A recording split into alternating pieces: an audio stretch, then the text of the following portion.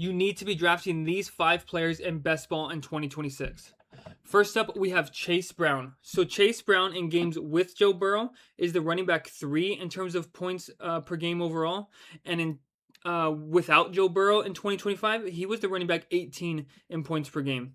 And now if we go look at him from weeks 8 through 18 when he was dealing with much better quarterback play rather than weeks 1 through 7 where he had to deal with a Jake Browning who was just awful, he was averaging 105 total yards a game and a touchdown a game along with 6 targets per game.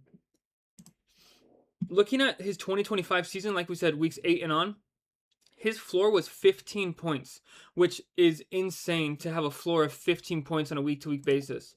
If we go back to the year before that, after weeks 8, so weeks 9 and on, his floor was 13 points with a ceiling of 26, 24, 26 points.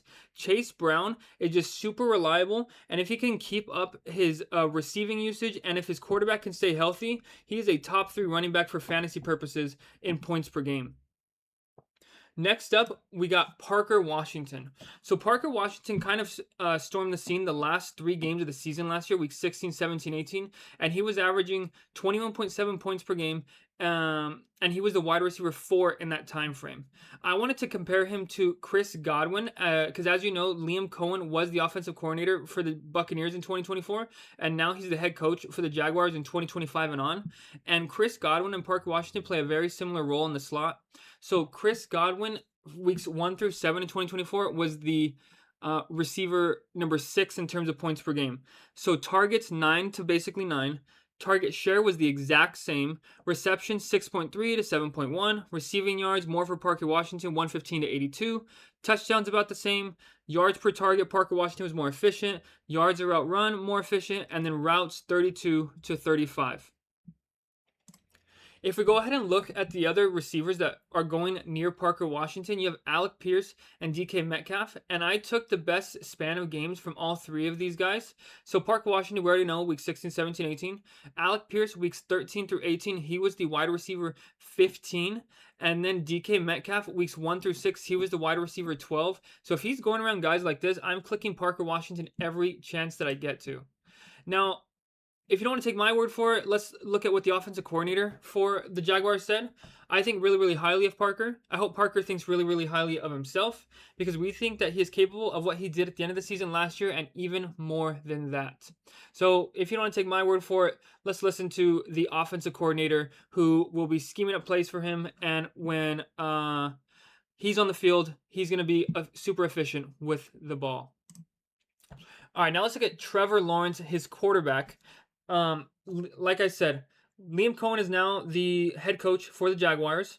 And the first 4 years when he was in Jacksonville, he was not paying off as the first overall pick. But when Liam Cohen got there, he has Trevor Lawrence as the 4th ranked quarterback in terms of total points and the 5th ranked quarterback in terms of points per game for the 2025 season. If we compare him to Baker Mayfield, when Baker Mayfield had Liam Cohen, they were the 5th points per game for Trevor Lawrence and the 4th in points per game for Baker Mayfield. So Liam Cohen knows how to get the most out of their quarterbacks, and we've seen that with Baker Mayfield 2 years ago, and we've seen that with Trevor Lawrence last year. Now, these are the quarterbacks that Trevor Lawrence is going around. We got Justin Herbert, who last year finished as the quarterback 11.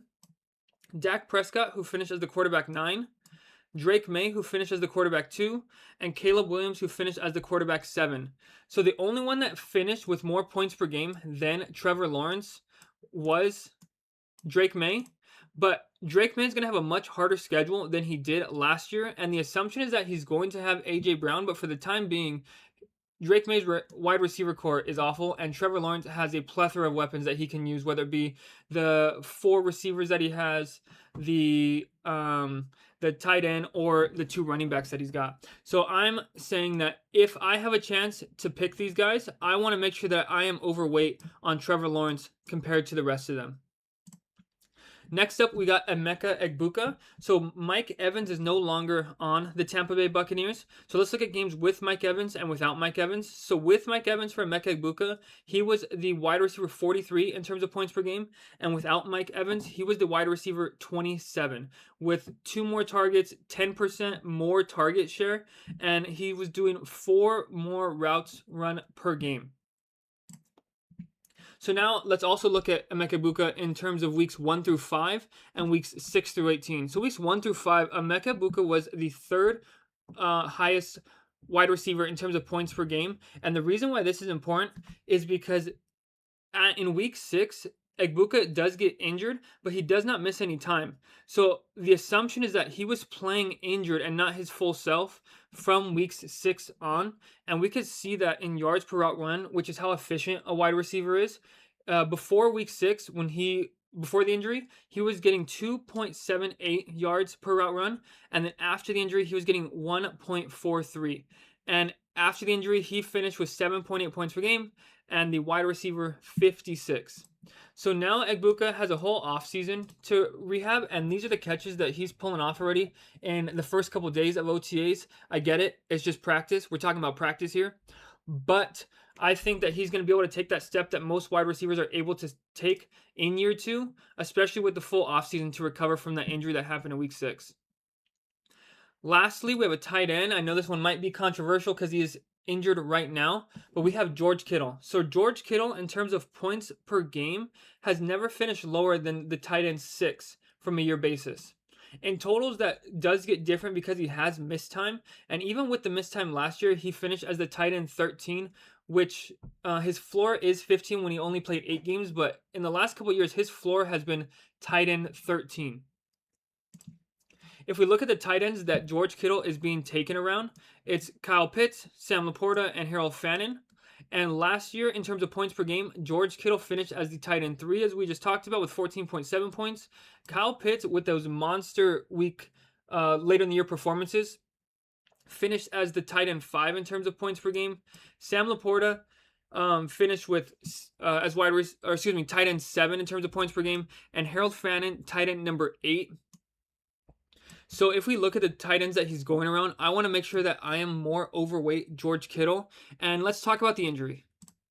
So George Kittle ruptured his Achilles in the 2025 NFC wildcard round, which typically takes 9 to 12 months to recover. But his clean tear and successful surgery have him ahead of schedule. He suffered the injury on January 11th and underwent surgery on January 14, 2026. The rehab process, by early April, Kittle was off crutches and walking unaided. The goal for Kittle, he's come out and said this, for Kittle in the front office, was that they're actively aiming to suit him up for week 1.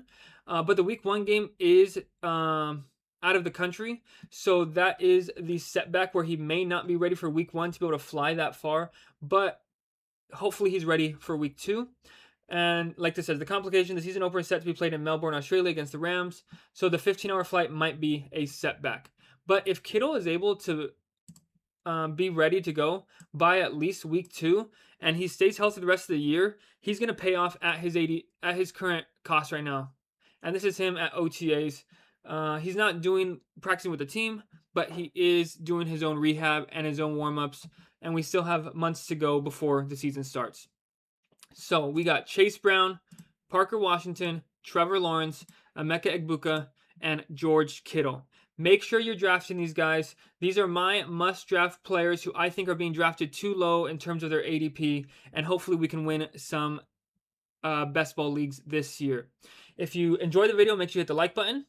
If you haven't subscribed already, make sure that you guys do hit that subscribe button and notification bell. I do go live 5 times a week, except for Thursdays and Sundays, where I'm hoping to get videos out every Sunday. And if we get to 1,000 subs before September 1st or before the Big Dog fills, we will be doing a $500 Big Dog draft.